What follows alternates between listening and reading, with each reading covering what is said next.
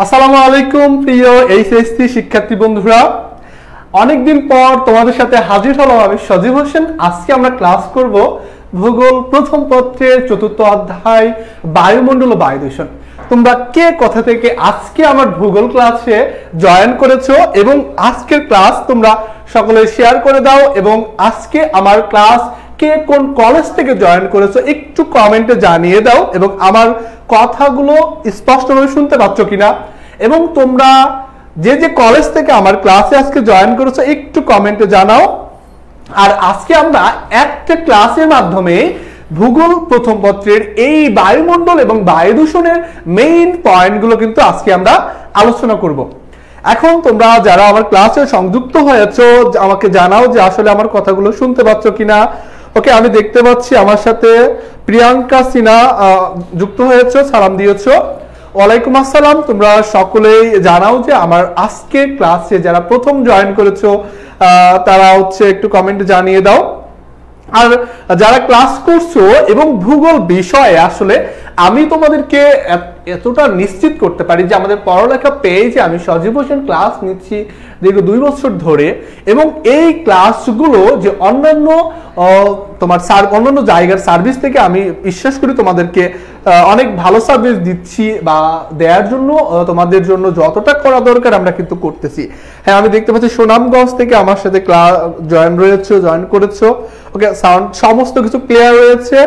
ওকে, Sreemangal college থেকে রয়েছে, অনেকে অনেক জায়গা থেকে রয়েছে। আমি একটা বিষয় তোমাদের রিকোয়েস্ট করব, তুমি যেহেতু ক্লাস করছো এবং তোমার অনেক বন্ধু বান্ধবী রয়েছে, তারাও যাতে আজকের ক্লাস করে উপকৃত হতে পারে। তোমরা দেখো যে শেয়ার করো যে আসলে আজকের টপিকস এর জন্য আসলে কোন বিষয়গুলো জানা দরকার, যেহেতু তোমরা এইচএসসি এবং তোমাদের নির্দিষ্ট সাবজেক্ট বেসের পড়াশোনা কিন্তু রয়েছে।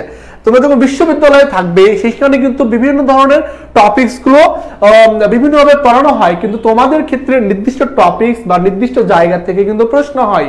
এই কারণে আমরা নির্দিষ্ট জায়গা থেকে কিন্তু আমরা আজকের আলোচনা কিন্তু করব। ওকে, আমি দেখতেছি সিরাজগঞ্জ থেকে মামুন। ওকে, অনেকে জয়েন করেছে, তাহলে আমরা আজকের ক্লাসের টপিকসে কিন্তু আলোচনা শুরু করে দিই। তাহলে এরকম কয়টা অংশ রয়েছে? বায়ুমণ্ডল এবং বায়ু দূষণ। এই অধ্যায়ে আমরা 2টা পয়েন্ট কিন্তু জানবো যে এখানে বায়ুমণ্ডল বলতে কি বোঝায়, বায়ুমণ্ডল বলতে কে বোঝায়, কিন্তু এই পয়েন্টগুলো কিন্তু আগে আমাদের বুঝতে হবে। এগুলো বোঝার আগে আমরা কিন্তু জানি যে আমাদের যে পৃথিবীতে বায়ু দ্বারা কিন্তু বেষ্টন করে রয়েছে। আমরা কিন্তু এটা অনুভব করলেও বায়ু রয়েছে, অনুভব না করলেও কিন্তু বায়ু রয়েছে। কারণ পৃথিবীর পৃষ্ঠে বায়ু যদি না থাকতো পৃথিবীর কোনো কিছু সুন্দরভাবে দাঁড়ায় থাকতে পারতো না। তাহলে এই যে পৃথিবী পৃষ্ঠের একদম বায়ু দ্বারা রয়েছে, এই বায়ুতে শুধু কি উপকারী বায়ু রয়েছে, নাকি এখানে দূষণ হচ্ছে এ ধরনের বায়ু কিন্তু রয়েছে। আবার এর মধ্যে জলীয় কণাও কিন্তু রয়েছে। এইগুলোর শ্রেণীবিভাগ সম্পর্কেও কিন্তু আজকে আমাদের আলোচনা থাকবে। তবে এই বায়ুমণ্ডল সম্পর্কে আলোচনার জন্য আগে আমাদের বুঝতে হবে পৃথিবী পৃষ্ঠের এই বায়ুপৃষ্ঠ কত সালে সৃষ্টি হয়েছে বা কখন থেকে এটা সৃষ্টি হয়েছে। তাহলে এই বিষয়গুলো আমরা যেগুলো একটু খেয়াল করি, একটা জিনিস খেয়াল করো যে এই যে বায়ুমণ্ডলের বর্তমান যে বয়স আমরা বলছি 35 কোটি বছর। একটা জিনিস হিসাব করেছো, এই বায়ুমণ্ডলের বয়স 35 কোটি বছর, মানে তাহলে পৃথিবী পৃষ্ঠের কত আগে বায়ুমণ্ডলটা সৃষ্টি হয়েছে। তবে 35 কোটি বছর হলেও পৃথিবী পৃষ্ঠের যে বায়ুর যে উচ্চতা, আমাদের যে পৃথিবী পৃষ্ঠ থেকে আমরা কত দূর পর্যন্ত বায়ু সম্পর্কে ধারণাটা পাবো, এই বিষয়টা দেখো যে বায়ুটা প্রায় 10,000 কিলোমিটার পর্যন্ত আছে। প্রায় 35 কোটি বছর আগে বায়ুটা রয়েছে, তবে এই বায়ুটা প্রায় 10,000 কিলোমিটার পর্যন্ত বিস্তৃত। তবে এর আলোচনাটা মাত্র 30 কিলোমিটার পর্যন্ত। আমাদের ভবিষ্যৎ থেকে বায়ুর প্রয়োজনীয়তা রয়েছে কত কিলোমিটার? মাত্র 30 কিলোমিটার পর্যন্ত। এর মানেটা হচ্ছে দেখো, মাত্র 87% কিন্তু বায়ুর প্রধান অংশগুলো এই 30 কিলোমিটারের মধ্যে। তাহলে আমাদের যে বায়ুগুলো রয়েছে পৃথিবী পৃষ্ঠের, এই বায়ুর উপকারী বায়ু বা আমাদের জীবন বা জীব জগতের চলার জন্য যে প্রয়োজনীয় জলীয় বাষ্প, বায়ুমণ্ডলের যে সকল গুরুত্বপূর্ণ উপাদানগুলো রয়েছে সবকিছু আমাদের এই নিচের স্তরে রয়েছে। যেমন আমরা বলতে পারি যে এই যে বৃষ্টিপাত হচ্ছে, মেঘ হচ্ছে, বা বিভিন্ন ধরনের তোমার নাইট্রোজেন রয়েছে, অক্সিজেন রয়েছে, সমস্ত বিষয়গুলো কিন্তু ভূপৃষ্ঠের কাছে যে বায়ুমণ্ডল রয়েছে সেখানে কিন্তু রয়েছে। এখন তোমাদের একটু দেখি, অনেকেই কমেন্ট করছো, ওকে বগুড়া থেকে জয়েন করেছো। ভূগোলে অনার্স পড়তে হলে ভূগোলে কত পয়েন্ট প্রয়োজন? ভূগোলে অনার্স পয়েন্ট করতে হলে আসলে তোমাদের হচ্ছে এখানে কিন্তু কোনো বিশ্ববিদ্যালয় এ ধরনের কোনো ভূগোলের জন্য স্পেসিফিক ভাবে বলা নাই, ঠিক আছে? ওকে, রাহাত বলতেছে সে গোল্ডেন ব্যাচের স্টুডেন্ট, সে অবশ্যই আমাদের গোল্ডেন ব্যাচের স্টুডেন্ট রয়েছে। আসলে তোমরা অবশ্যই সে বিষয়ে কিন্তু জানো, এবং যারাই আমার সাথে ক্লাসগুলো করছো এই পয়েন্টগুলো তোমরা অনুধাবন করতে পারবে। তাহলে আমি কি বললাম যে এই পৃথিবী পৃষ্ঠের বায়ুমণ্ডল যেগুলো রয়েছে মাত্র 30 কিলোমিটারের পর্যন্ত গুরুত্বপূর্ণ বায়ুগুলো রয়েছে। আর এই বায়ুগুলো সম্পর্কে কেন আমাদের ধারণা রাখতে হবে? কারণ এই পৃথিবী পৃষ্ঠের জীব জগতের জীবন, এই যে প্রাণী এবং উদ্ভিদের তার জন্ম হচ্ছে, সেই প্রাণী আস্তে আস্তে জন্ম থেকে বৃদ্ধি পাচ্ছে, বৃদ্ধি পাওয়ার পরে এবং তার যে বিকাশ হচ্ছে, এই বিকাশ হওয়ার জন্য কিন্তু এই জলীয় বাষ্পের উপাদানগুলো কিন্তু এই সমন্বয় কিন্তু গুরুত্বপূর্ণ। একটা জিনিস খেয়াল করো, বর্তমান সময়ে যে পরিমাণে তাপদাহ চলতেছে, যে সূর্যের যে তাপদাহ চলতেছে, আমরা কিন্তু বাইরে যেতে পারতেছি না। আমাদের বর্তমান বাংলাদেশের অবস্থা হয়ে গেছে মধ্যপ্রাচ্যের মতো। যেমন মধ্যপ্রাচ্যে গেলে যে লু হাওয়া আসে, যেমন তুমি যখন বাইরে হাঁটতেছো রাস্তা দিয়ে, মনে হচ্ছে আগুনের ফুল কি তোমার গায়ে পড়তেছে। রাস্তা দিয়ে তুমি হাঁটতেছো, আগুনের ফুলকে তোমার গায়ে পড়তেছো, তাহলে এটা তোমার জন্য অস্বস্তি না? এই ধরনের হওয়ার পরে মানুষ শ্বাসকষ্টে, মানুষ এই প্রচন্ড তাপমাত্রার কারণে অনেক মানুষ মারা যাচ্ছে। তাহলে আমরা এই পয়েন্ট থেকে বুঝতে পারি যে আমাদের পৃথিবী পৃষ্ঠের তাপমাত্রা এবং বায়ু দূষণ এইগুলো যদি সমন্বয় আমরা না করতে পারি, তাহলে কিন্তু আমাদের একদম বিশ্ব উষ্ণায়ন সৃষ্টি হবে। আর বিশ্ব উষ্ণায়ন সৃষ্টি হওয়ার পরে দেখো আমরা এখন পর্যন্ত বৃষ্টি পাচ্ছি না। দেখো আমাদের বাংলাদেশে এখন বৃষ্টি হচ্ছে না, কারণ এই সময় বৃষ্টি হওয়ার কথা, এত তাপমাত্রা কিন্তু হয় না, কিন্তু এখন অধিক পরিমাণে তাপ হয়ে যাচ্ছে। কারণ আমরা কি করতেছি? বায়ু দূষণ করতেছি, গাছ কাটতেছি, আমরা নগরায়ন সৃষ্টি করতেছি। এইগুলো করার কারণে, যে অপরিকল্পিত ভাবে এগুলো করার কারণে আমাদের সমুদ্র পৃষ্ঠের উচ্চতা বৃদ্ধি পাচ্ছে, বরফগুলো গলে যাচ্ছে এবং আমরা বৃষ্টিপাতও পাচ্ছি না। এখন আমরা বৃষ্টিপাত কিভাবে হয় এই পয়েন্টগুলোও কিন্তু আমরা কিন্তু বিভিন্ন সময়ে কিন্তু এই ক্লাসগুলো কিন্তু করায় থাকি বা এগুলো কিন্তু পড়ায় থাকি।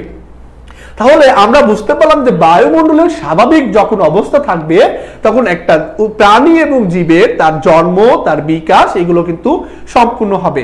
আর এই জলীয় বাষ্পেতে যে নাইট্রোজেনের পরিমাণ, অক্সিজেন বা অন্যান্য যৌগ, এই সকল পয়েন্টগুলো কিন্তু রয়েছে। আর যখন বায়ুমণ্ডলের এই সকল উপাদানগুলো স্বাভাবিক থাকবে না, তখনই কিন্তু একটা দেশের জন্য, একটা পরিবেশের জন্য হুমকি হয়ে যাবে। আর বায়ুমণ্ডল এমন একটা জিনিস, এই বায়ুমণ্ডল এমন একটা জিনিস, যদি বায়ুমণ্ডলের অস্বাভাবিক পরিবেশ সৃষ্টি হয়, তাহলে এই জনজীবন হুমকির মুখে পড়বে। তাহলে আমরা বর্তমানে বুঝতে পারতেছি যে আমাদের জনজীবন যে হুমকির মুখে অবশ্যই কিন্তু পড়েছে। আমরা বর্তমান সময় বুঝতে পারতেছি আমরা একই পরিমাণে বিপদের মধ্যে কিন্তু বর্তমান সময় কিন্তু আছি। তাহলে এই পয়েন্টগুলো কিন্তু বুঝতে পারলাম। এখন আমরা দেখব যে এই যে বায়ুর উপাদানগুলো রয়েছে, বায়ুর উপাদানগুলো যে রয়েছে, এই উপাদানগুলোর সম্পর্কে এই পৃথিবী পৃষ্ঠের এই বায়ুর উপাদানগুলোকে তিনটা অংশে ভাগ করা হয়। কয়টা অংশে? তিনটা অংশে ভাগ করা হয়। প্রথম একটা অংশ গ্যাসীয় উপাদান, জলীয় বাষ্প, একটা জৈব এবং অজৈব কণিকা। তাহলে কয়টা অংশ বিভক্ত করা হয়? তিনটা অংশ, একটা গ্যাসীয় উপাদান, জলীয় বাষ্প এবং জৈব এবং অজৈব কণিকা। তাহলে আমাদের পৃথিবী পৃষ্ঠে এই তিনটে উপাদান রয়েছে। এই তিনটা উপাদানের মধ্যে সবচেয়ে প্রয়োজনীয় উপাদান হচ্ছে গ্যাসীয় উপাদান। আর গ্যাসীয় উপাদানের মধ্যে সবচেয়ে বেশি পরিমাণে কি কি গ্যাস রয়েছে? নাইট্রোজেন রয়েছে, অক্সিজেন রয়েছে। নাইট্রোজেন হচ্ছে 78.02%, অক্সিজেন রয়েছে 20.12%, তারপরে কার্বন ডাইঅক্সাইড রয়েছে, অর্গান রয়েছে, ওজোন গ্যাস রয়েছে। তাহলে এই সকল গ্যাস সব গ্যাসীয় উপাদানের মধ্যে আলোচনা হবে। তারপরে আরেকটা উপাদান রয়েছে, সেটা হচ্ছে জলীয় বাষ্প। আরেকটা উপাদান কি রয়েছে? জলীয় বাষ্প।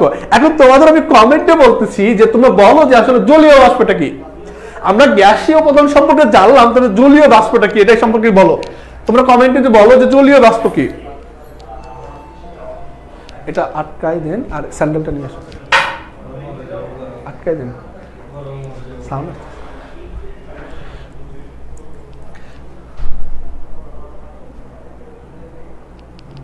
আচ্ছা, সাউন্ড তো ক্লিয়ার আছে, সাউন্ড তো ক্লিয়ার আছে। তোমাদের সমস্যা হচ্ছে কিনা একটু দেখো।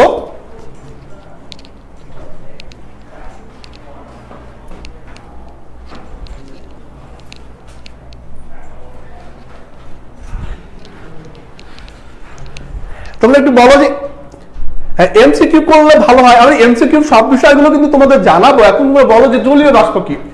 জলীয় বাষ্পটা হচ্ছে যে আমাদের যে সমুদ্র রয়েছে, সমুদ্র থেকে যে সূর্য তাপের ফলে যে বাষ্পটা হয় সেটা কিন্তু জলীয় বাষ্প। আর জৈব এবং অজৈব যে কণিকাগুলো রয়েছে, বিভিন্ন ধরনের ধূলিকণাগুলো রয়েছে, বিভিন্ন পরাগরেণু রয়েছে, এইগুলো কিন্তু এই পয়েন্টের মধ্যে রয়েছে। এখন এই আলোচনার মধ্যে এখন আমরা আলাদা আলাদাভাবে আলোচনা করব যে গ্যাসীয় উপাদানগুলো সম্পর্কে। তোমরা অনেকেই বলতেছো যে আসলে এমসিকিউ বা সৃজনশীল প্রশ্ন দরকার। একটা জিনিস সবসময় তোমরা খেয়াল করবা যে এমসিকিউ বা সৃজনশীল আসে কোথা থেকে? মেইন টপিকস থেকে না। মেইন টপিকস এখন আমি তোমাকে ধরাই দিব, সেই স্থান থেকে এমসিকিউ কোনগুলো আসে সেগুলো তুমি লিখতে পারবে না, বলতে পারবো না। একটা জিনিস সবসময় খেয়াল রাখবা যে সবসময় এমসিকিউ সৃজনশীল এইগুলো ভাববা না যে এই টপিক সম্পর্কে তুমি একটু ভালো করে জানো ভাই। ভালো করে জানলে তুমি এখান থেকে ভালো কিছু লিখতে পারবে বা ভালো পরীক্ষা করতে পারবে। জাস্ট এমসিকিউ তো করবা ভালো, কিন্তু এখান থেকে ভালো করে জানলে তুমি ভালো কিছু করতে পারবা। তাহলে গ্যাসীয় উপাদানের মধ্যে কি কি রয়েছে? এই যে নাইট্রোজেন রয়েছে, অক্সিজেন রয়েছে, এগুলো রয়েছে। এমসিকিউ পয়েন্ট কথা বলতেছো না। এখন যদি প্রশ্ন তোমার আসবে যে বায়ুমণ্ডলে গ্যাসীয় উপাদান সবচেয়ে বেশি রয়েছে কোন গ্যাসে, তখন কি আসবে? নাইট্রোজেন। আবার আসতে পারে যে কত পার্সেন্ট নাইট্রোজেন রয়েছে, তখন হচ্ছে 78.02%। আবার অক্সিজেন কত কত অংশগুলো রয়েছে বায়ুমণ্ডলে, এইগুলো এমসিকিউ টাইপে। আবার এইগুলো তোমার সৃজনশীল ক নাম্বার পরীক্ষায় প্রশ্ন আসে। এইগুলো হচ্ছে তোমার গুরুত্বপূর্ণ প্রশ্ন। দেখো অক্সিজেন রয়েছে 20.71%। তাহলে এক কথায় আমরা বলতে পারি যে বায়ুমণ্ডলের প্রায় 99%, কত পার্সেন্ট? দেখো 99 ভাগে কিন্তু এই সকল উপাদানগুলো কিন্তু রয়েছে, আর অন্যান্য সব 1% রয়েছে। এখন এই পর্যায়ে আমরা দেখব যে বায়ুমণ্ডলের যে সকল গ্যাসগুলো রয়েছে, এই প্রধান প্রধান গ্যাস সম্পর্কে এখন আলোচনা করব। যে বায়ুমণ্ডলে যে প্রধান প্রধান গ্যাস কেন থাকা দরকার, এই পয়েন্ট দেখার সাথে সাথে আমাদের একটা পরীক্ষায় মনে প্রশ্ন জাগে যে আমাদের জীবজগৎ বেঁচে থাকার জন্য অক্সিজেন প্রয়োজন। জীবজগতের বেঁচে থাকার জন্য সবচেয়ে বেশি পরিমাণে অক্সিজেন প্রয়োজন, কিন্তু কেন নাইট্রোজেন এত পরিমাণে রয়েছে? তোমাদের কাছে আমি একটা প্রশ্ন করলাম যে একটু বলো যে এই পৃথিবী পৃষ্ঠে নাইট্রোজেনের পরিমাণ সবচেয়ে বেশি কেন? অক্সিজেন না কেন? নাইট্রোজেনের পরিমাণ কেন বেশি?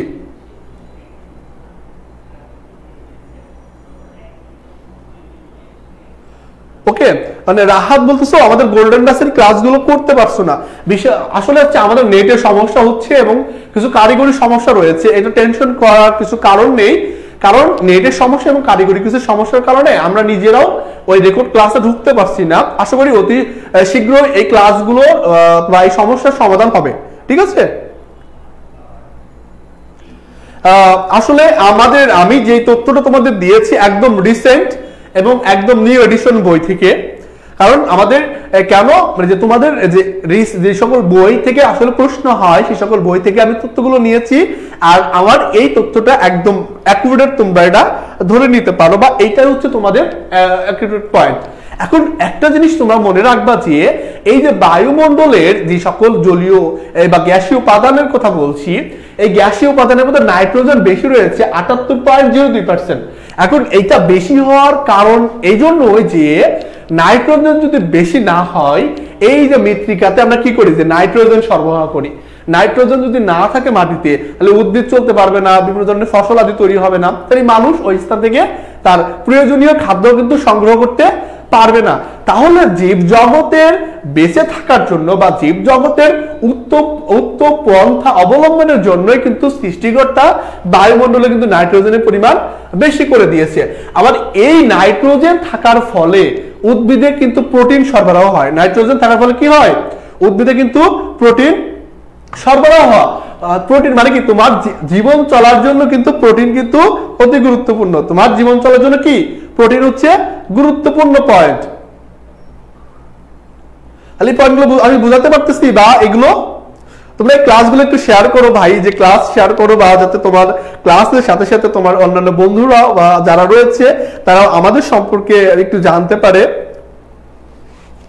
তারা আমাদের সম্পর্কে জানতে পারে বা আমাদের ক্লাস সম্পর্কে জানুক, বা আশা করি তোমাদের সাথে তোমরা আমাদের ক্লাসে এনরোল করো এবং দেখো যে তোমাদের প্রত্যেকটা চ্যাপ্টার বা প্রত্যেকটা সাবজেক্ট তোমাদের মনোমতো হচ্ছে কিনা, বা অন্যান্য প্ল্যাটফর্মের মতো আমরা আশা করি তোমাদের বেটার সার্ভিস দেওয়ার চেষ্টা করতেছি বা করব। তাহলে বায়ুমণ্ডলের নাইট্রোজেনের পরিমাণ বেশি কেন? একটা প্রশ্ন তোমাদের সৃজনশীল প্রশ্ন এভাবে আসতে পারে যে বায়ুমণ্ডলের নাইট্রোজেনের পরিমাণ বেশি কেন?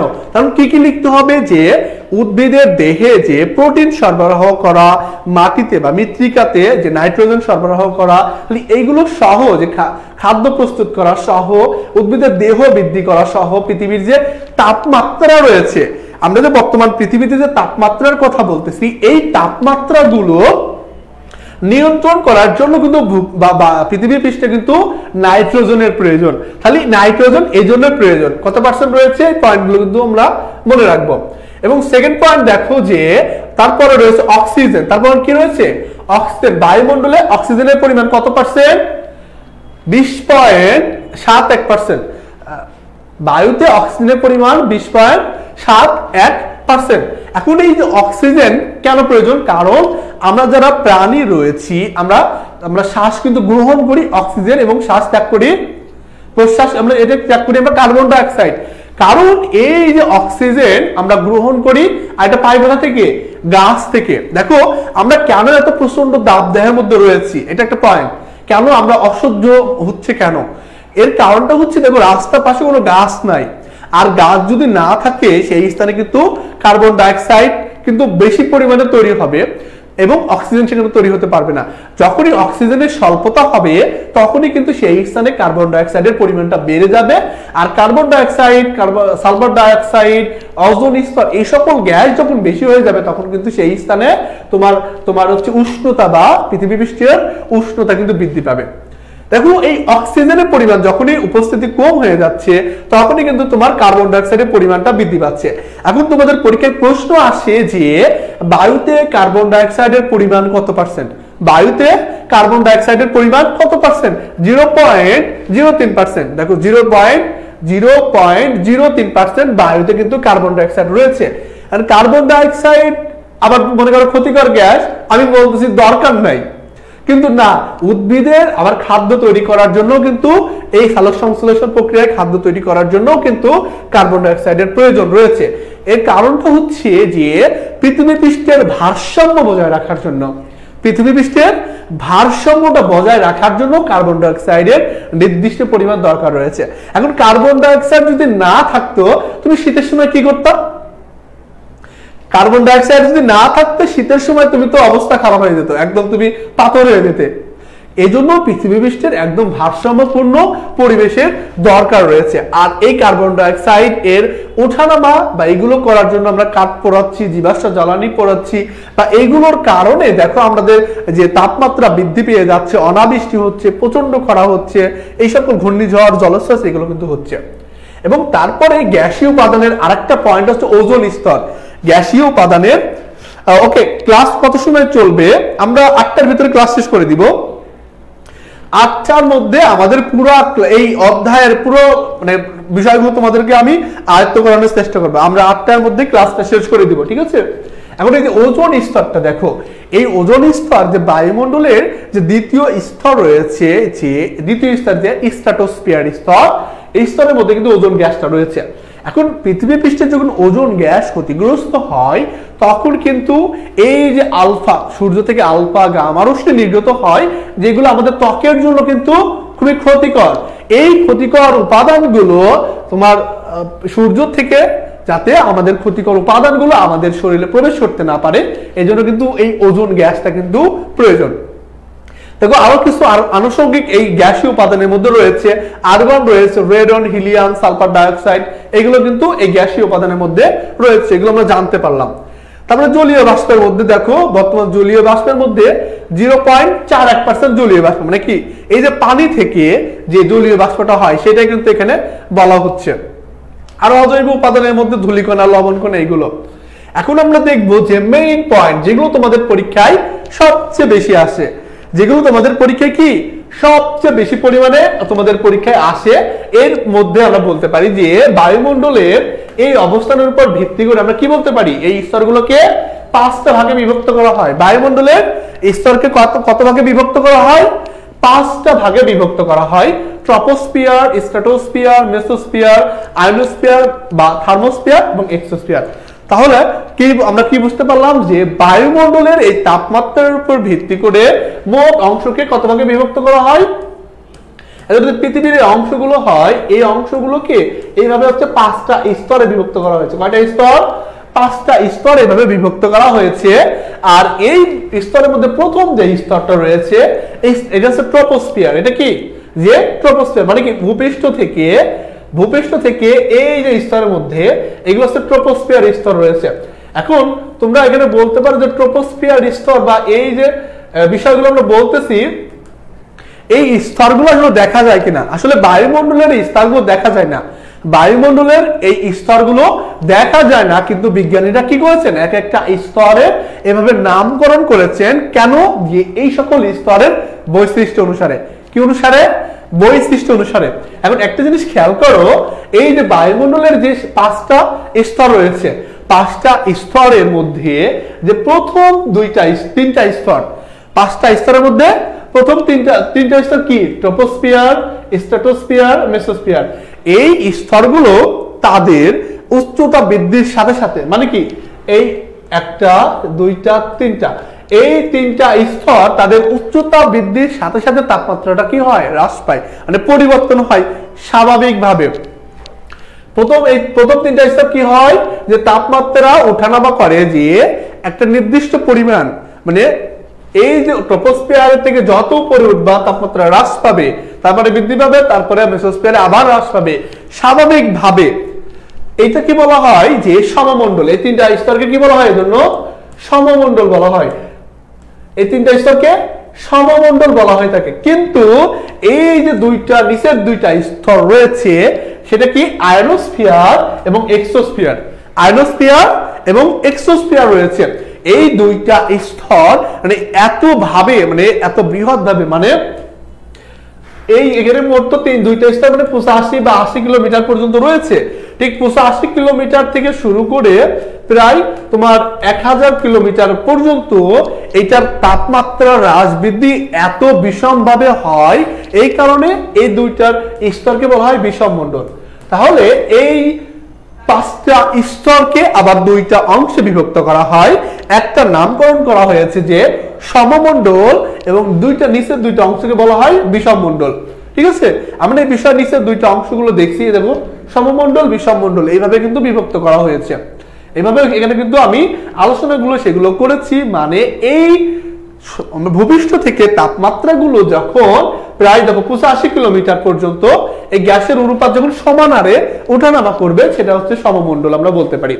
আর বিষমমণ্ডল দেখো এখানে হচ্ছে 85 থেকে 10,000 কিলোমিটার পর্যন্ত একদম অসমভাবে তাপমাত্রা ওঠানামা করে, এজন্য এটা কিন্তু বিষমমণ্ডল আমরা বলে থাকি।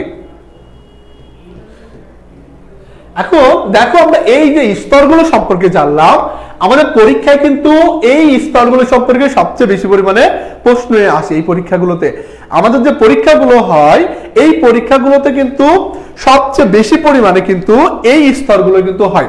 তোমাদের কোনো ধরনের প্রশ্ন বা যে কোনো ধরনের জিজ্ঞাসা সব কিন্তু তোমরা আমাদের এখানে করতে পারবা।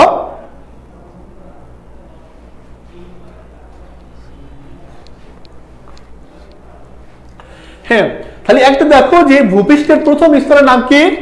ভূপৃষ্ঠের একদম প্রথম স্তরের নাম হচ্ছে কি? ট্রপোস্ফিয়ার। একদম ভূপৃষ্ঠের প্রথম স্তরের নাম ট্রপোস্ফিয়ার।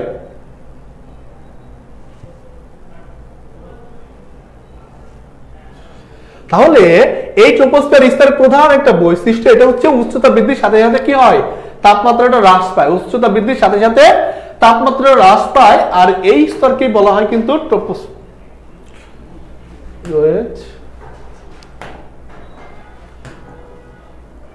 ওকে,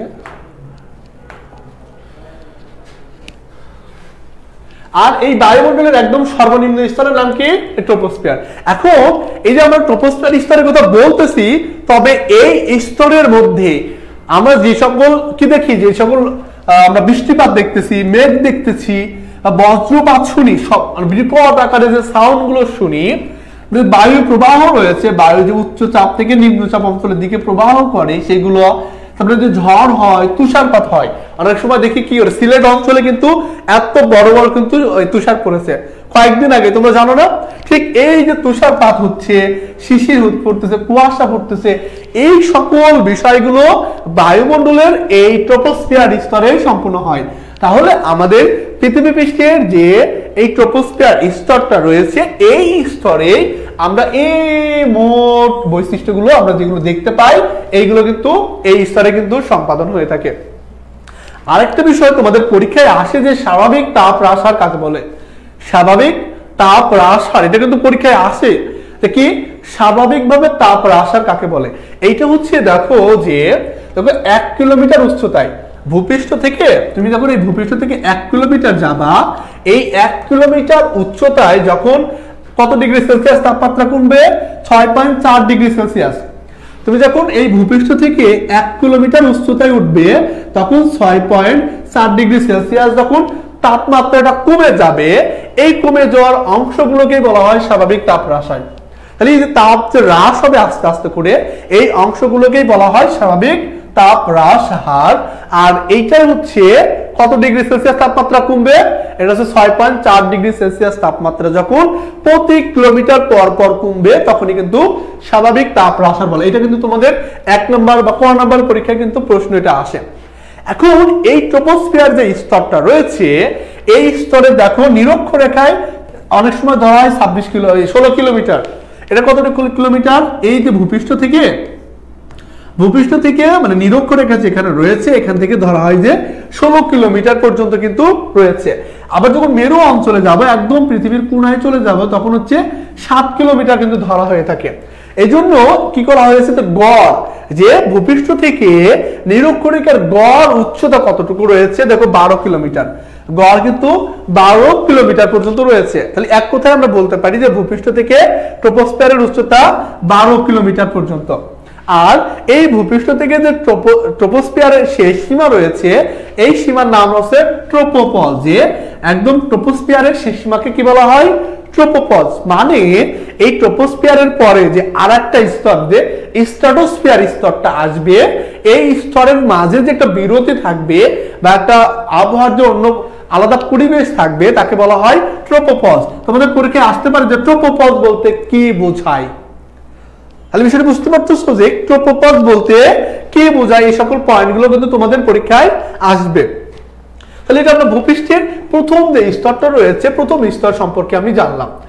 এখন এই ক্লাসের মাঝে তোমাদের আরেকটা পয়েন্ট বলে দিই যে তোমরা কমেন্টে জানাও যে আমাদের এই নিয়মিত লাইভ ক্লাসে তোমরা ভূগোলের কোন চ্যাপ্টার সম্পর্কে তোমরা ক্লাস চাও।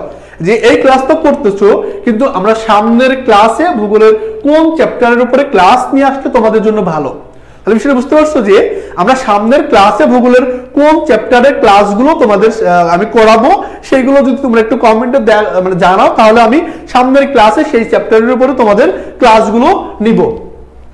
এখন দ্বিতীয় নম্বর স্তর হচ্ছে গুরুত্বপূর্ণ স্ট্র্যাটোস্ফিয়ার। যে ভূপৃষ্ঠের যে স্ট্র্যাটোস্ফিয়ার 2 নম্বর স্তর, আর এই স্তরটা কত? 50 কিলোমিটার। মানে হচ্ছে ভূপৃষ্ঠ থেকে আমরা কি জানলাম যে 12 কিলোমিটার পর্যন্ত যে ট্রপোস্ফিয়ার স্তর রয়েছে, ঠিক এই 12 থেকে যে 20 কিলোমিটার পর্যন্ত, 12 থেকে প্রায় 20 কিলোমিটার পর্যন্ত তোমার হচ্ছে ট্রোপোপজ রয়েছে। আর এই 20 কিলোমিটার থেকে কত কিলোমিটার? 50 কিলোমিটার। 50 কিলোমিটার পর্যন্ত কিন্তু এই স্ট্র্যাটোস্ফিয়ার রয়েছে, মানে দ্বিতীয় স্তর।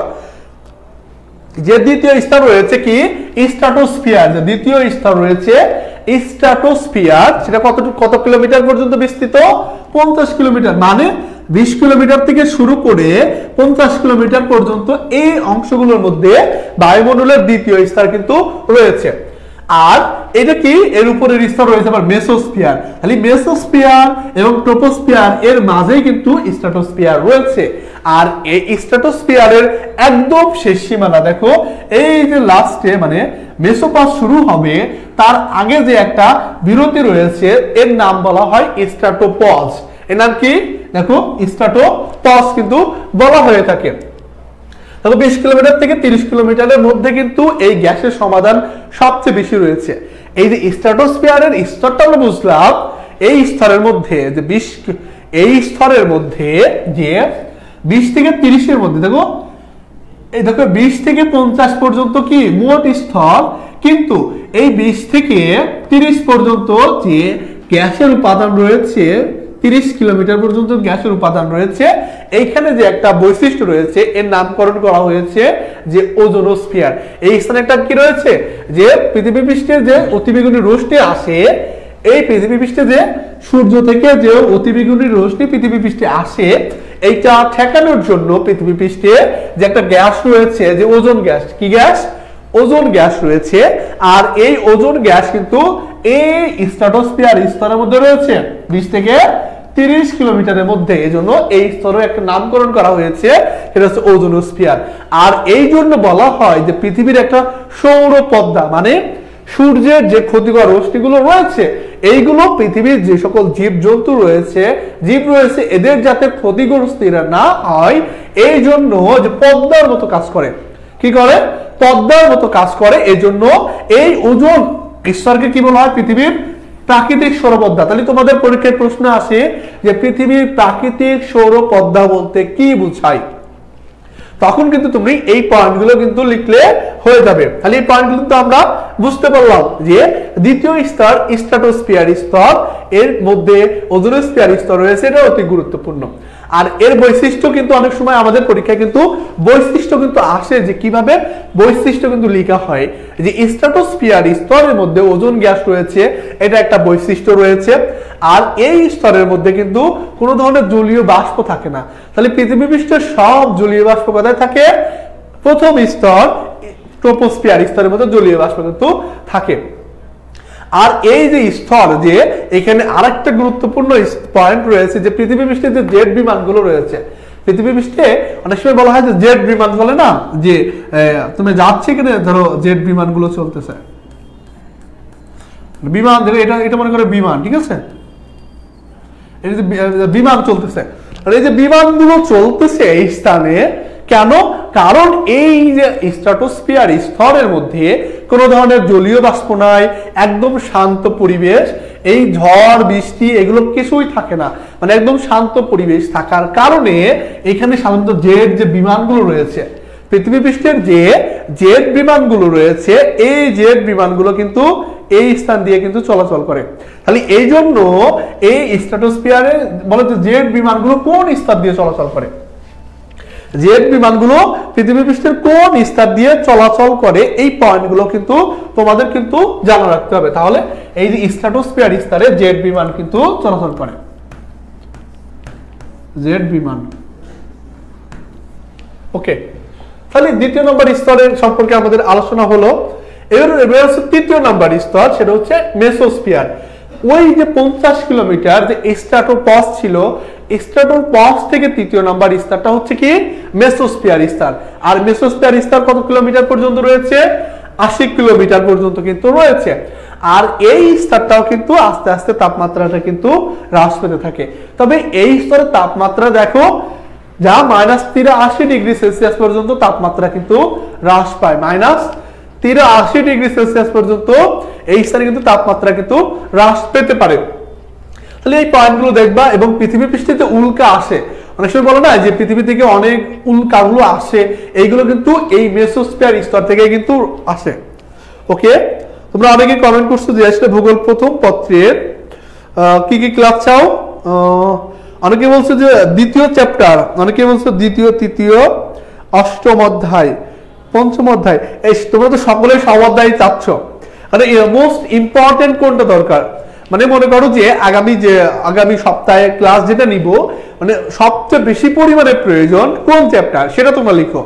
সবচেয়ে আমাদের দরকার, আর এটার জন্য তো সব ক্লাস তোমরা অনলাইনে পাবে না, আর সব ক্লাস পাওয়ার জন্য কিন্তু আমাদের প্রাইভেট যে ব্যাচগুলো রয়েছে সেখানে কিন্তু তোমরা অবশ্যই, আমাদের গোল্ডেন ব্যাচ চলবে, সেখানে তোমরা ভর্তি হয়ে যাবে। পয়লা আমরা মে থেকে কিন্তু আমাদের এই ব্যাচ কিন্তু চলবে, ঠিক আছে? সেখানে তোমরা সব অধ্যায়ের ক্লাসগুলো কিন্তু এভাবে পেয়ে যাবে। এখন আমরা দেখবো যে চতুর্থ স্তর যে আয়নোস্ফিয়ার। আয়নোস্ফিয়ার দেখো যে মেসোস্ফিয়ার মানে 80 কিলোমিটার থেকে শুরু করে 700 কিলোমিটার। দেখো ওই উপরের যে তিনটা স্তর ছিল এটা একদম মানে 20 থেকে 50, 50 থেকে 80, কিন্তু এটা একবারে 80 থেকে 700, মানে কি একদম বিষম ভাবে এর ওঠানামা হয়, মানে এখানে আয়ন যুক্ত থাকে। আয়ন থাকলে কি হয়, যে বেতার তরঙ্গ সংকুচিত হয়, বেতার তরঙ্গ কিন্তু সংকুচিত হয়, মানে বেতার তরঙ্গ কিন্তু সংকেতটা দেয়। এই কারণে কিন্তু এটা আয়নোস্ফিয়ার বলা হয়ে থাকে। তাহলে পয়েন্ট কিন্তু বুঝতাম। আর এই এখানে দেখো প্রায় 100 ডিগ্রি সেলসিয়াস পর্যন্ত তাপমাত্রা থাকে। এই স্তরে কত ডিগ্রি সেলসিয়াস তাপমাত্রা থাকে, 100 ডিগ্রি সেলসিয়াস পর্যন্ত কিন্তু তাপমাত্রা থাকে। আর এখানে দেখো আয়ন থাকার কারণে বিদ্যুৎ চমকায়। দেখো আয়ন থাকার কারণে কি হয়, এই যে আয়নোস্ফিয়ার এজন্য নামকরণ করা হয়েছে, কারণ এখানে বিদ্যুৎ চমকায়, মানে বিদ্যুৎ চমকালে কি হয়, ইলেকট্রন পূর্ণ হয়। আর ইলেকট্রন পূর্ণ হওয়ার কারণে এই স্থানে কিন্তু বা এই স্তরে কিন্তু তোমার যে বেতার তরঙ্গের কথা আমরা বলি না, যে বেতার তরঙ্গ, যে আমরা যে মোবাইলে কথা বলি বা যে রেডিও চলে বা টেলিভিশন চলতেছে বা স্যাটেলাইটের যে কথাগুলো বলছি, এই সমস্ত বিষয়গুলো কিন্তু এই আয়নোস্ফিয়ার স্তরে বা ম্যাগনোস্ফিয়ার স্তরে কিন্তু সম্পাদিত হয়ে থাকে। কারণ এই স্তরে কিন্তু এই বিদ্যুতের আয়ন কণা রয়েছে, ইলেকট্রন রয়েছে, এবং এই স্তরে নাইট্রোজেন এবং পারমাণবিক অক্সিজেন রয়েছে। নাইট্রোজেন এবং পারমাণবিক অক্সিজেন কিন্তু এই স্তরে রয়েছে। আবার এই স্তরে দেখো দুইটা অতি শক্তিশালী দেখো গামা এবং এক্স রে রশ্মি রয়েছে। তাহলে এই স্তরে সৌরশক্তির যে গামা এবং এক্স রে রশ্মি রয়েছে, এগুলো কিন্তু শোষণ করতে পারে। গামা এবং এক্স রে রয়েছে, এগুলো কিন্তু শোষণ করতে পারে। আর এই স্তরের প্রধান বৈশিষ্ট্য কি, বেতার তরঙ্গ তোমার এখানে সম্পাদিত হয়। তাহলে এই যে আমাদের একটা জিনিস বিষয় মনে রাখবা, যে এই স্তরগুলো কিভাবে মনে রাখবো, যে প্রথম স্তরে পৃথিবী পৃষ্ঠের সব প্রয়োজনীয় জলীয় বাষ্পের উপাদান, মেঘ, বৃষ্টিপাত, এগুলো সম্পাদিত হয়, মানে গুরুত্বপূর্ণ পয়েন্ট। দ্বিতীয় স্তরে স্ট্র্যাটোস্ফিয়ার স্তর, এই স্তরে যে সৌরশক্তির যে তোমার কি অতিবেগুনি রশ্মি রয়েছে, সেটা কিন্তু কি করে, যে ওজোন স্তর সেটা প্রতিরোধ করে, এজন্য ওজোনোস্ফিয়ার রয়েছে। এজন্য এটাকে বলা হয় যে পৃথিবীর প্রাকৃতিক সৌরপদ্মা। আবার এই স্তরে কোনো ধরনের ঝড় নাই, একদম বৃষ্টি নাই, একদম নিরিবিলি পরিবেশ, এজন্য জেট বিমানগুলো স্ট্র্যাটোস্ফিয়ার স্তরে চলে। বুঝা গেল? আবার তৃতীয় নম্বর স্তর আছে মেসোস্ফিয়ার স্তর। এই মেসোস্ফিয়ার স্তরে কিন্তু পৃথিবী পৃষ্ঠের যে সকল উল্কা রয়েছে, এই উল্কাগুলো কিন্তু আসে এই মেসোস্ফিয়ার স্তর থেকে। আবার চতুর্থতম স্তর আছে এই আয়নোস্ফিয়ার বা ম্যাগনোস্ফিয়ার স্তর। এই স্তরে কিন্তু যে আমাদের বেতার তরঙ্গ সঞ্চয় হয়, এই বেতার তরঙ্গ কিন্তু আমরা এই স্তর থেকে পেয়ে থাকি। তাহলে এই যে সামান্য সামান্য পয়েন্টগুলো জেনে তুমি পুরো এই তোমার এই বিভাগকে কিন্তু আলোচনা বা মনে রাখতে পারবা। ঠিক আছে, এভাবে কিন্তু মনে রাখতে হবে। তারপর কি রয়েছে, পঞ্চমতম স্তর রয়েছে এক্সোস্ফিয়ার, মানে 80 থেকে এটা 1000 কিলোমিটার পর্যন্ত একদম লাস্টতম স্তর রয়েছে। এই স্তর সম্পর্কে কিন্তু আমরা জানতে পারলাম। তাহলে এগুলো একদম লাস্ট, এগুলো ম্যাগনোস্ফিয়ার এটা বলা যেতে পারে। এখন আমরা দেখব যে এই যে এত সময় পর্যন্ত পৃথিবী পৃষ্ঠের যে বায়ুমণ্ডল সম্পর্কে জানলাম, বায়ুমণ্ডলের গুরুত্বপূর্ণ টপিক সম্পর্কে জানলাম, তবে এই বায়ুমণ্ডল কিভাবে আসলে দূষিত হচ্ছে, বায়ুমণ্ডলের এই সকল উপাদান কিভাবে দূষিত হচ্ছে এবং কিভাবে আমরা এই দূষণকে মোকাবেলা করতে পারি, প্রতিরোধ করতে পারি, এই পয়েন্টগুলো এখন আমরা জানি দূষণ কাকে বলে, যে বায়ুমণ্ডল যে বায়ু দূষিত হচ্ছে, এই পয়েন্টগুলোর মধ্যে যে আসলে দূষণ কাকে বলে। দেখো যে রাসায়নিক যে সকল পদার্থ রয়েছে, ভৌত এবং জৈবিক কারণে যে পরিবেশের যে সকল স্বাভাবিক বৈশিষ্ট্য রয়েছে, সেই সকল বৈশিষ্ট্য যখন পরিবর্তন হয়ে যাবে তখনই কিন্তু দূষণ হয়ে থাকে। আর যে সকল উপাদানে দূষণ করে থাকে তাকে আমরা দূষক বলবো। আমাদের এই যে পৃথিবী পৃষ্ঠে বায়ু, তারপরে পানি, তারপরে এই সকল শব্দ, এগুলো কিন্তু দূষণ আমরা জেনে থাকি। আর এই বায়ু দূষণ কাকে বলা হয়, দেখো বায়ুতে আমাদের যে বায়ু রয়েছে, বায়ুতে এক বা একাধিক যে দূষকের উপস্থিতি রয়েছে, আমাদের যে বায়ুতে যে বিভিন্ন ধরনের দূষকগুলো রয়েছে, এই সকল দূষকের যে উপস্থিতি রয়েছে এবং তার স্থায়িত্ব, যেগুলো আমাদের জীব এবং আমাদের প্রাণীর জন্য, উদ্ভিদের জন্য বা সম্পদের জন্য যখন আমরা কি করতে পারি, এই সকল পয়েন্টগুলো আসলে ক্ষতিকর এই সকল করে আমাদের জীব জগৎ, প্রাণী জগৎ, উদ্ভিদ জগতের জন্য যখন এই সকল উপাদানগুলো ক্ষতি করবে, বায়ুর উপাদানগুলো, তখন কিন্তু আমরা তাকে বায়ু দূষণ বলতে পারি। আর এই যে বায়ু দূষণের কিছু কারণগুলো দেখো, যে কার্বন ডাইঅক্সাইড রয়েছে, যে কার্বন ডাইঅক্সাইড কি করে আমাদের বায়ু দূষণ করতেছে, পরাগরেণু রয়েছে, ধোঁয়া, সালফার ডাইঅক্সাইড, আমাদের যে যানবাহন মানে আমাদের যে গাড়ি ঘোড়া আমরা চালাই, আমরা গাড়ি চালাচ্ছি না, এই যে গাড়ি চালাচ্ছি বা আমাদের সালফার ডাইঅক্সাইড কিন্তু নির্গত হচ্ছে, তারপরে এই যে পরাগরেণু রয়েছে, যে আমাদের যে ফসলের উৎপাদন হয়, যে পাখির মাধ্যমে এক ফসল থেকে আরেক ফসলের যে পরাগায়ন হয়, এই যে পরাগায়নের সময় সেটা মানুষের যদি শ্বাসকষ্টে আসে, মানুষের যদি সংস্পর্শে আসে, সেখানে কিন্তু শ্বাসকষ্ট হয়। তাহলে এইগুলোর ফলে কিন্তু আমরা বায়ু দূষণ হচ্ছে। এটা ধোঁয়াশা। আমরা যখন কোনো কিছুতে আগুন লাগাই বা বিভিন্ন সময় দেখো বিভিন্ন শিল্প প্রতিষ্ঠানে আগুন ধরতেছে, এইগুলোর ফলে যে ধোঁয়াশা হচ্ছে, ওই ধোঁয়াশার ফলে যে তোমার যে অক্সিজেনের স্বল্পতা ঘটবে এবং তোমার ক্ষতিকারক যে সকল উপাদানগুলো রয়েছে, এগুলোর কারণে মানব বা জীব জগতের জন্য বিরূপ প্রভাব পড়বে। তাহলে এতগুলো কারণে কিন্তু আমরা এই বায়ু দূষণগুলো করে থাকি। এখন এগুলো করতেছি, তবে বায়ু দূষণের কিছু উৎস রয়েছে, এই উৎসগুলো আমরা যদি জানতে পারি যে আসলে কোন কোন উৎস থেকে আমাদের বায়ু দূষণটা হচ্ছে, এই বায়ু দূষণ থেকে আমরা তখন কি করতে পারবো, এগুলো সমাধানের জন্য কাজ করতে পারি। দেখো যে যানবাহনের ধোঁয়া, তোমরা দ্রুত নগরায়ন হচ্ছে, শিল্পায়ন হচ্ছে, গৃহে ব্যবহৃত যে সকল জ্বালানি রয়েছে, বনভূমি ধ্বংস করতেছি। দেখো প্রায় জায়গায় বড় বড় বনগুলো কিন্তু উজাড় করে দেওয়া হচ্ছে, এই জন্য কিন্তু পৃথিবী পৃষ্ঠের তাপমাত্রা বৃদ্ধি পাচ্ছে। তারপরে ইট ভাটা রয়েছে, পারমাণবিক বিস্ফোরণ হচ্ছে, এই দেখো ইসরায়েল ফিলিস্তিন যে সকল যুদ্ধ হচ্ছে, এই সকল যুদ্ধের কারণে এখানে কিন্তু প্রচুর পরিমাণে প্রাকৃতিক দূষণ হচ্ছে। অ্যারোসল ব্যবহার করতেছি, বহুতল ভবন নির্মাণ করতেছি, এইগুলোর কারণে কিন্তু আমাদের বায়ু দূষণ কিন্তু হচ্ছে।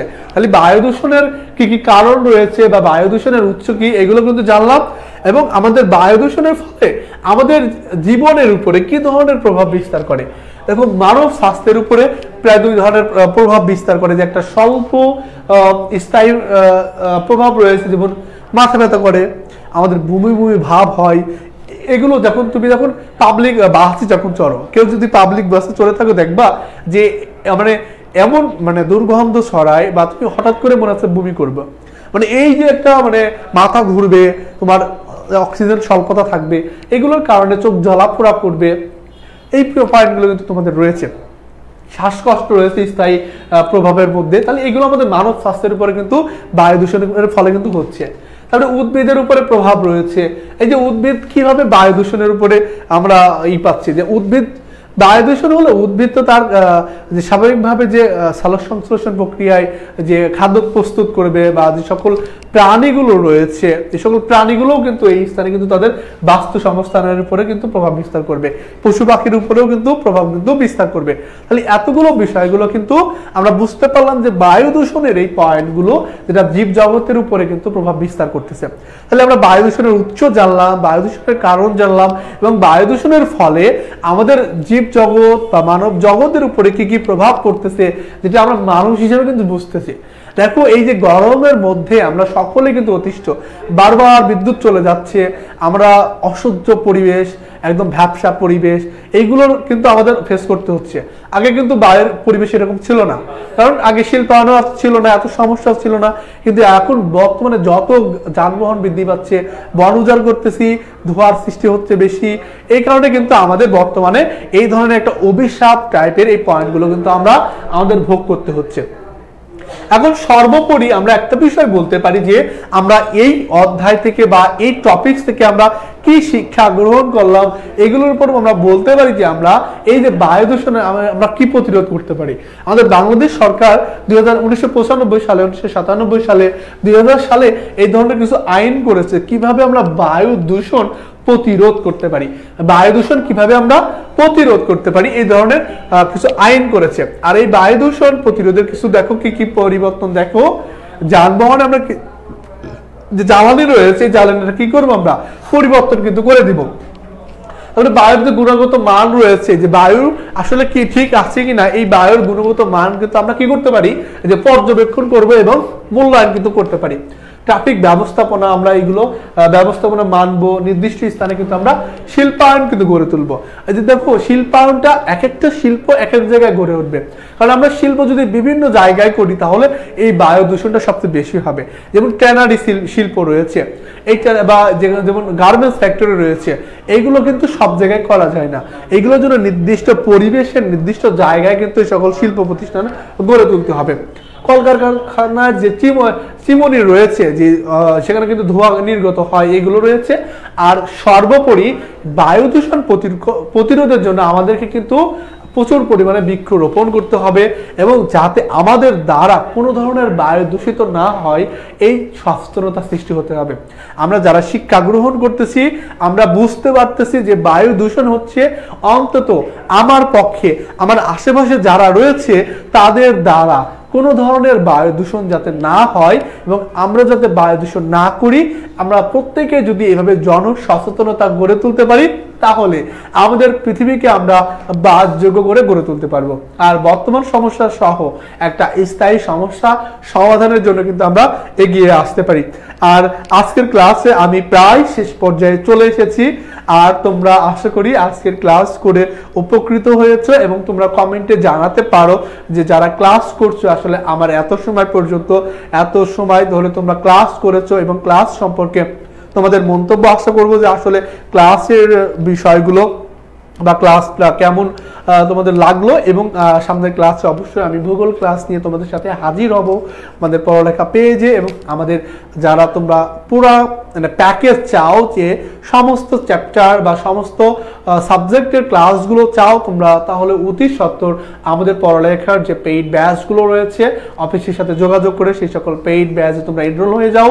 সকল বিষয়ে এভাবে সুন্দর সুন্দর ক্লাসের মাধ্যমে তোমাদের পরীক্ষার উপযোগী এবং ভালো রেজাল্ট করার প্রত্যয় নিয়ে আমরা তোমাদের সাথে থাকবো। আর আজকের ক্লাস এখানেই সমাপ্ত করছি, এবং আগামী ক্লাসে তোমাদের সাথে দেখা হচ্ছে। সেই পর্যন্ত তোমাদের সকলের সুস্বাস্থ্য কামনা করে আমি আজকে সজীব হোসেন বিদায় নিচ্ছি। আমাদের জন্য সকলে দোয়া করবা, তোমাদের প্রতি সকলের দোয়া রেখে আজকের ক্লাস শেষ করছি। আসসালামু আলাইকুম।